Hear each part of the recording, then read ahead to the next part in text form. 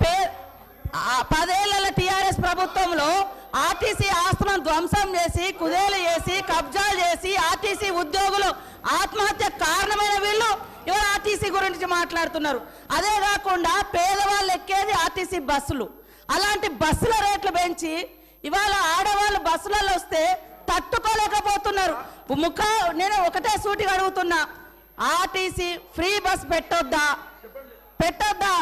ఇవాళ మీరు వ్యవసాయం చేయనటువంటి బీడు భూములకు లక్షాధికారులకు కోట్లాది రూపాయలకు వ్యవసాయం పేరుతోటి రైతు బంధు కట్టబెడితే ఏ పేదోళ్ళైనా రోడ్ల మీదకి వచ్చి మీ ఇళ్ళ ముంగర ధర్నా చేసిర్రా?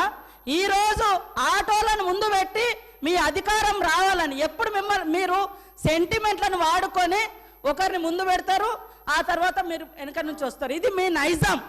గతంలో కూడా అగ్గిపుల్లలు దొరకక డ్రామాలు చేస్తే పాపం వేరే పిల్లలు ఆత్మహత్య చేసుకున్నారు.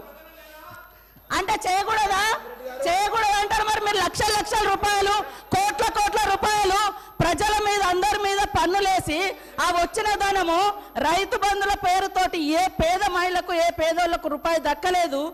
కానీ మీరు మాత్రము లక్షలు ఎత్తుకున్నప్పుడు ఏ పేదోళ్ళన్నా రోడ్ల మీదకి వచ్చి మాకెందుకు ఇవ్వలేదని అడిగించేటట్టుగా మేము రెచ్చగొట్టినామా? ఇవాళ అక్క చెల్లెళ్ళు అడుగుతున్నారు, నెలకు 5-6 వేలు మాకు మిగులుతున్నాయి ఆర్టీసీ బస్ తోటి. అంటే వీళ్ళు ఎందుకు తట్టుకోలేకపోతున్నారో నేను అడుగుతున్నా. మరి ఎక్కడ ఏం దొరకనట్టుగా అదే మాట్లాడుతున్నారు. మొత్తం వీళ్ళు అన్ని తీసేయండి. కాబట్టి ఆర్టీసీ బస్సులలో మహిళలు ప్రయాణం చేస్తే మీకేం ప్రాబ్లం అది చెప్పండి.